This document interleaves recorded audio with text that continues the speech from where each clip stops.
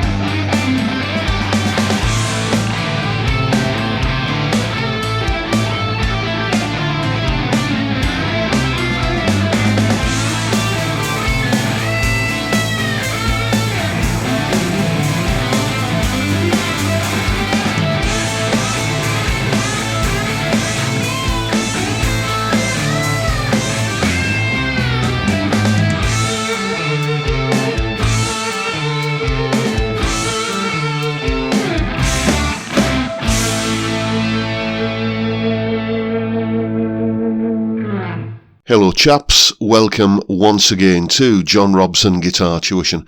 As always, I do hope you're well.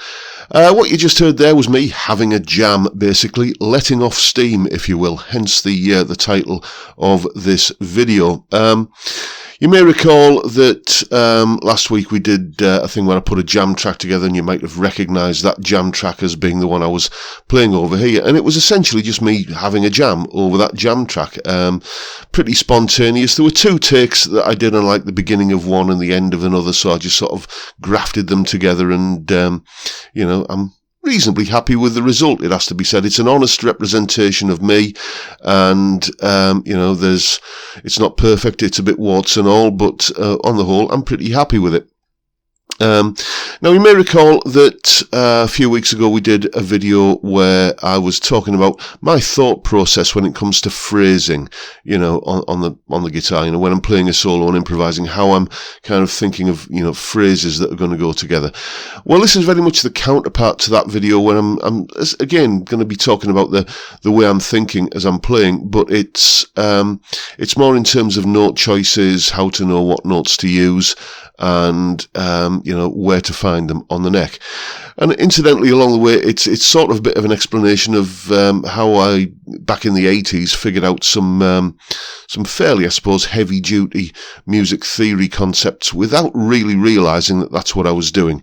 Here's an explanation. Solo explanation. Okay, this is basically how I figured out a lot of stuff that I didn't really realise I was figuring out. It was just seemed like I was just pulling at a thread that seemed to lead me down this path.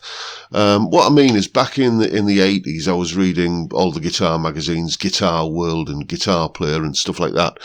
And every month there'd be an interview with some big session guy like Larry Carlton, playing his guitar, or Steve Lukather or Mike Landau or someone like that, and the interview would always be peppered with words like Mixolydian this and Ionian that and Dorian the other and stuff, and I didn't have a clue what they were talking about at the time. But I was doing something that I bet you're doing now. Let's imagine that you know a few pentatonic boxes like this one.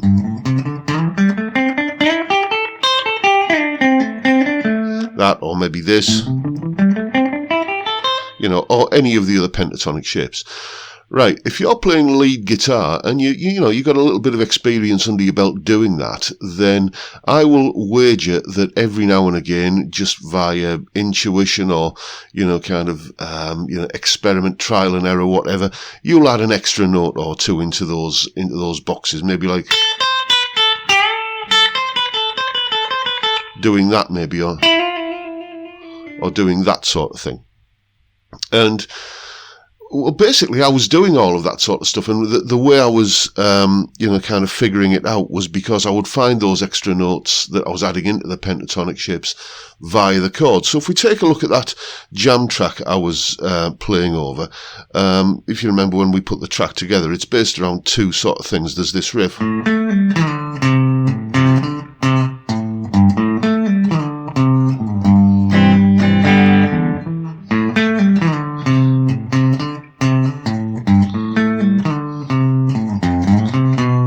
That kind of thing like that. I stumbled a little bit in the middle there, excuse me.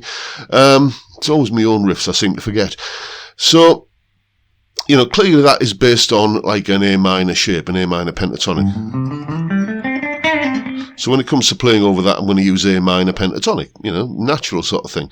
But, you know, if we just take, for instance, a look at that back end of it where it does this, like that, what I've got here is an F chord outlined. Those are the notes of an F chord. A, F, A, and C makes an F chord, and that's beginning to suggest a G chord. So I know that in that F chord I've got an F note. Now that's significant because the A minor pentatonic doesn't have an F note in it. How can we be certain of that? Well, the easy way to remember the notes in an A minor pentatonic is that they spell the word caged. Basically, if I come down this pattern here, like that, then the notes I'm playing are C, A, G, E, and D. And then it just starts again, C, A, G, E, D, and then a C and an A to finish off with. So obviously there's no letter F in the word caged, but there is an F in an F chord, so I can add that F note in. You know, where will I find that F note? Well, once again, just reference the notes that are in the scale, that you know where they are. C, A, G, E. Oh, there's an E, so I know F has to be there. There's my F note. Where else can I find it? Well, it's a pentatonic scale. It's got 5 notes in it, so if I know that note is an E, then I go 5 notes down from that. 1, 2, 3, 4, 5. I know that that note there is an E as well. And if the F is 1 semitone above this E, then the F is going to be 1 semitone above that E there as well. So I can start adding.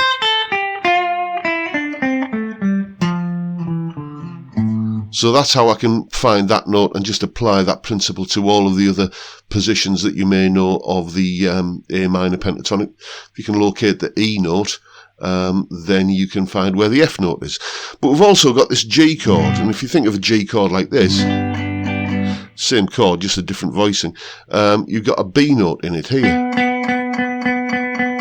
So I can add that B note into the pentatonic as well. You know, you can physically see that if you play the pentatonic scale,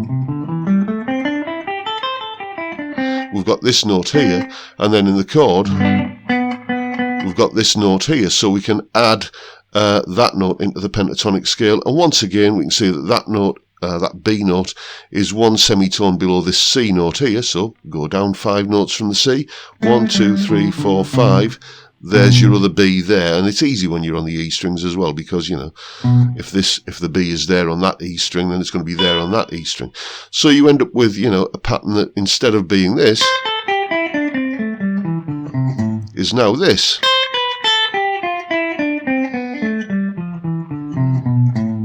and then, as I say, apply that to all of the other patterns of the pentatonic scale, finding those extra couple of notes wherever they live, and just throw them in. And what this does is for me, it makes the twiddly stuff a bit easier, because I've physically got more notes per square inch under my fingers. So, I can do things that kind of thing there, where I'm just kind of doing all those kind of hammer-on, pull-off kind of things, and as I say, throughout the rest of the patterns as well, like that there. I can just start throwing these notes in, and it just gives the impression of, like I'm some kind of, shreddy guitarist, which I'm not. But I can bluff my way through it by doing this kind of thing. Then the other part of that jam track basically goes to this chord sequence here. We start with a C. Then it goes to a D chord, but the bass note remains on a C. Then it goes to a G chord, but the bass note remains on a C. And then back to a C chord again, so it's...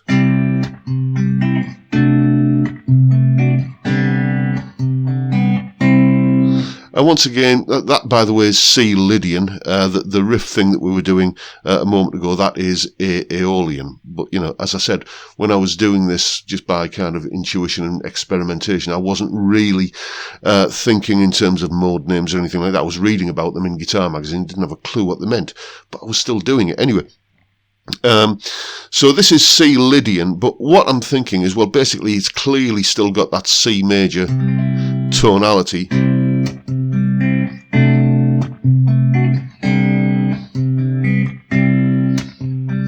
Like that, okay? So I'm still going to play C major pentatonic over it, which is the same thing, as we know, as A minor pentatonic. So the same pattern there. You could play through the whole jam track just, with A minor, C major pentatonic. Crucial thing here now, though, is I've got different kind of extra notes that I can add in. Okay, I've still got the G chord, so that B note still is, a note I can use. But it's this D chord here. When we go to there's a D chord there. But if I just play that part of it there, just that little triad there, and keep the bass note underneath, that's sort of the sound we're getting in the track. I've now got this F sharp note that will, add into the A minor, C major pentatonic. So, adding the F sharp notes in, well, if we remember, the scale goes C, A, G, E, D, and there's the F sharp there. Once again, go 5 notes down from the G note. 1, 2, 3, 4, 5. There's the F sharp, a semitone below that G note there. So, the pentatonics pattern this time, there it is there. Now I'm adding in the B notes, same as before. But this time it's F sharps rather than F notes. Okay, so I'm getting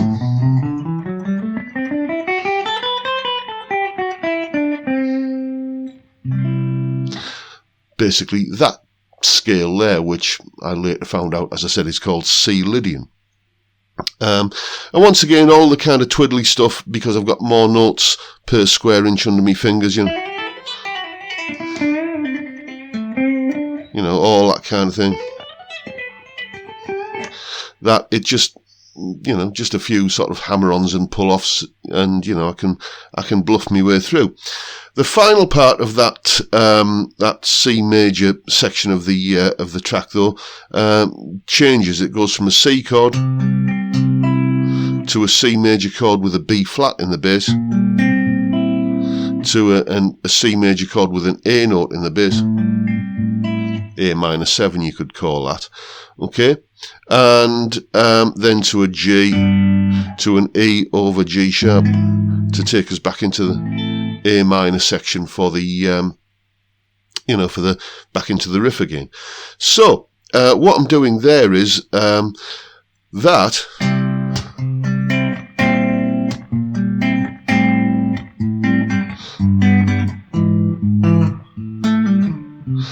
back into the riff there like that. That is what we would call C Mixolydian. And the thing about Mixolydian is it just has a bit of a bluesy sound over the top of it, over to it rather. So I can play blues kind of ideas over the top of it. What would we do if we had a blues in C? Then probably use a bit of C minor pentatonic. And there's a couple of places where I do exactly that. But again, you can take the other approach of like, well, okay, it's still got essentially a C major characteristic to it. So C major pentatonic. But C, A, G, E, D, those are the notes in the scale. But we've got this point here where it goes, has the B flat note in it there, like that. So I can start adding the B flat note in as well.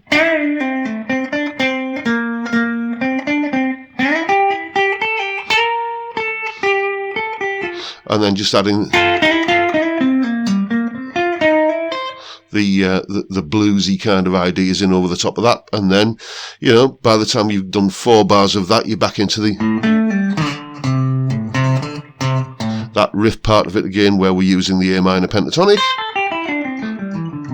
with, if you remember, the F notes and the B notes added in. And that's all I'm really doing as I'm playing over that. I'm thinking as a basic skeleton for it all of just basically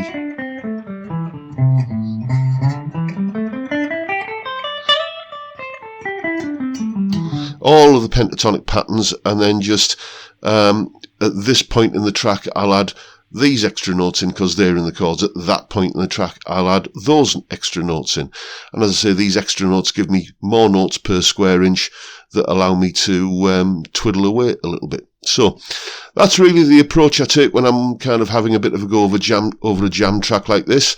Hopefully that's been of some use to you, and you can go away and have some fun with these ideas. And by the time this video hits YouTube, there will of course be a full tab in both Guitar Pro and PDF formats, along with a clip of me playing the solo, that explanation that you've just seen there, and in case you didn't grab it last week, the jam track for you to have a go over yourself. All of that is up on my Patreon page. There's the address, and the link is, as always, in the description. It's only $3 or £2.50 a month, and you get access to all of these additional bits and pieces and goodies that go along with these YouTube lessons. I want to say a massive, humongous thank you to everybody who supports me in that, or any of the other ways that help me keep the lights on around here, all of which are linked down below in the description. Thank you, chaps and chapesses. Much, much appreciated. And that is pretty much it for today, folks. Hope you've enjoyed the video and found it useful in some small way, and if that's the case, please hit the subscribe button and the notification bell if you haven't already done so, and why not give me a like while you're at it. Don't forget, as always, the live stream every Friday 5 PM UK time, where we drink beer and talk about music and guitars and a whole plethora of other things. The conversation goes where the conversation goes. It's a fantastic way to kick off the weekend, and I would love to see you there if you can make it. But for now, I'll bid you all a good day and say thank you so much for watching. Thank you for your time. Look after yourselves, folks. Stay well, stay safe, and above all, stay sane. Bye for now.